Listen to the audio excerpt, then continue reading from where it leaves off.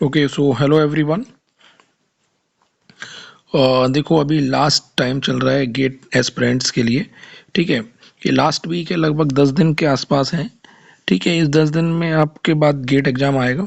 तो बहुत सारे बच्चे तैयारी कर रहे हैं, जितने भी बच्चे ईसी इलेक्ट्रिकल या आईएन से हैं। ठीक है, तो लास्ट टाइम में क्या करें, लास्ट ईयर मैंने क्या करा था वो बता देता हूँ। ठीक है, इन 10 दिन में जो लास्ट के 10 दिन बचे हैं, इसमें आपको अपना कॉन्फिडेंस लेवल हाई रखना है। जितना भी आपने पढ़ा है सबको आप अपने दिमाग में आपको ये सोचना है कि यार मैं कर ले जाऊंगा। ठीक है, अपना कॉन्फिडेंस लेवल लो नहीं करना है।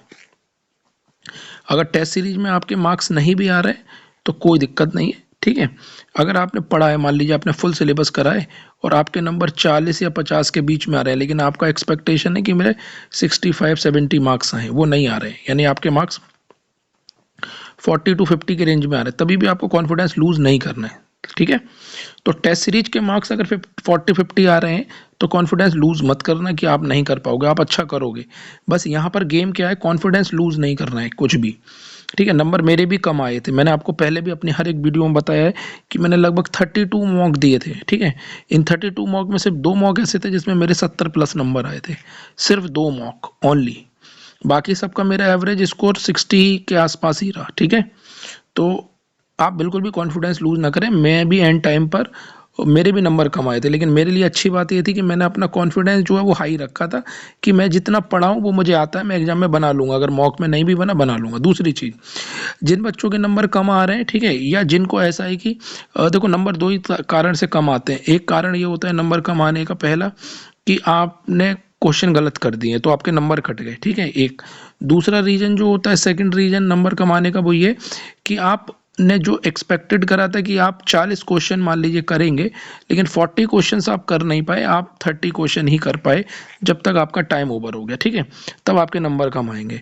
अगर आप गलत कर रहे हो तो उसका तो कोई इलाज नहीं है। ठीक है, वो आप अपने से उसको चेक करके सही कर सकते हो।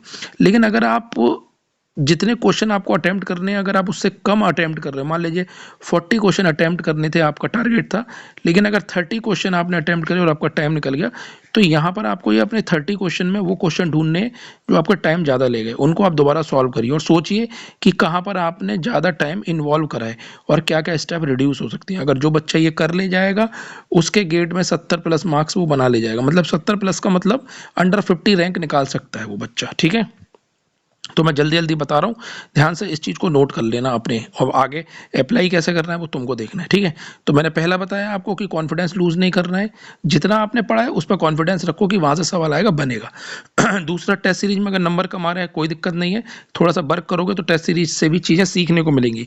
मैं ये नहीं कह रहा हूँ कि 10 दिन में नंबर तुम्हारे 30 नंबर से 70 नंबर हो जाएंगे, मैं ये नहीं कह रहा हूँ, लेकिन हाँ इंप्रूवमेंट तुम्हारे अंदर हो जाएगा खुद का, तुम्हारा कॉन्फिडेंस बढ़ जाएगा। ठीक है, दो चीज़ ये करनी है। तीसरी चीज़ ये है कि अगर आपको जरा भी ऐसा लग रहा है, फॉर एग्जाम्पल अगर आपको जरा भी आपके दिमाग में ये आ रहा है कि आप अच्छा नहीं कर पाओगे, इवन आपने पूरा साल दिया है, आपकी तैयारी अच्छी है, और आपको ये लग रहा है कि आप अच्छा नहीं कर पाओगे, आप ये सोच रहे हो कि मेरे टेस्ट सीरीज में नंबर कम आ रहे हैं, सर मैं भूल रहा हूँ चीज़ों को, मेरे हाथ पैर कांप रहे हैं, मैं होपलेस हो जाता हूँ, अगर ऐसी कोई भी आपके दिमाग में बात आती है, ठीक है, कि सर मैं नहीं कर पाऊंगा गेट में, तो मैं आपको एक तरीका बता देता हूँ जो मैं यूज़ करता हूँ या मैं यूज़ करता था लास्ट ईयर तक। वो ये तरीका है कि अगर आपको डर लग रहा है तो सबसे पहले आप सब कुछ छोड़ दो, आराम से बैठ जाओ, रिलैक्स होकर एकदम कूल होकर बैठ जाओ, और ये सोचो कि कहाँ डर लग रहा है, मतलब कौन से सब्जेक्ट में डर लग रहा है, मतलब कौन सा सब्जेक्ट ऐसा है जिसमें आपको लग रहा है कि यार ये मेरा गड़बड़ कर देगा। ऐसा नहीं होगा कि आपने 10 सब्जेक्ट तैयार करें तो 10 के 10 में डर लगेगा, ऐसा नहीं होगा। ठीक है, कुछ सब्जेक्ट आपके ऐसे होंगे जो कॉन्फिडेंट होंगे, जैसे आप बोलोगे कि मेरे 5 सब्जेक्ट सर मेरे बहुत अच्छे हैं, इनमें मुझे डर नहीं है, लेकिन 5 सब्जेक्ट मेरे ऐसे हैं जिसमें मुझे डर लग रहा है। ठीक है, तो ये 5 सब्जेक्ट डर, इनके चक्कर में मुझे लग रहा है मेरा रैंक नहीं बनेगा, लेकिन ये 5 मेरे अच्छे हैं। तो मैं आपको बता रहा हूँ, अगर वो 5 सब्जेक्ट अगर आपको दिख रहे हैं, 3 सब्जेक्ट दिख रहे हैं, 2 सब्जेक्ट दिख रहे हैं, या 1 सब्जेक्ट दिख रहा है, कोई सब्जेक्ट भी आपको पकड़ में आता है, तो अभी अगर ऐसी सिचुएशन है, आपको डर लग रहा है तैयारी करने के बाद भी, आपको ऐसा लग रहा है कि यार मेरे सब्जेक्ट तो हो गए हैं लेकिन मुझे मज़ा नहीं आ रहा, मुझे ऐसा लग रहा है मैं गेट में गलत कर दूंगा, अगर ऐसा लग रहा है तो वो सब्जेक्ट भाई साहब आप एक पेज पर लिख लो। ठीक है, और उन सब्जेक्ट का अभी रिवीजन चालू कर दो, उन सब्जेक्ट का रिवीजन स्टार्ट कर दो, कम से कम 2-2 बार रिवीजन लगा लो उन सब्जेक्ट्स का जिसमें भी डर लग रहा है। अब 2 बार कैसे लगाना है वो तुम जानो, मैं उसके बारे में नहीं बता सकता, ये चीज़ पहले पढ़ो वो चीज़ बाद में नहीं। इस समय पूरी जान लगा दो, 12-12 घंटे की स्टडी निकालो, दबा के स्टडी निकालो 12-12 घंटे की, और घुस जाओ एकदम सब्जेक्ट में, एकदम घुस जाओ, पीछे पड़ जाओ। ये मत सोचो कि क्या होगा, बिल्कुल पीछे पड़ जाना है, एकदम घोट के पी जाना है, रट डालना है। ठीक है, कुछ ना समझ में आ रहा हो रट डालो, इस समय सब अलाउड है, बस कैसे भी वो दिमाग में आपके बैठना चाहिए। ठीक है, ये तो मैंने तुम्हें तरीका बता दिया, इस तरीके को फॉलो करो, तुम्हारा कॉन्फिडेंस भी हाई रहेगा, प्लस अगर तुम भूल रहे हो तो तुरंत के तुरंत रिवीजन ले लो, तुरंत के तुरंत। मॉक टेस्ट रोक दो भाई, टेस्ट रोक दो, कुछ फर्क नहीं है, रिवीजन और पीवाईक्यू लगा लो, दोबारा करो, अगर बोरिंग लग रहा है तब भी करो, रिवीजन को और तगड़ा बनाओ। अगर तुमको ऐसा लग रहा है सर बार बार हम वही कर रहे हैं बार बार, अरे फिर करो। अगर पहली बार में तुम्हें 3 घंटे लग रहे थे तो अब की बार तुम्हें 1 ही घंटा लगना चाहिए, क्योंकि तुम्हें तो याद है, तभी तुमको चीजें बोरिंग लग रही हैं।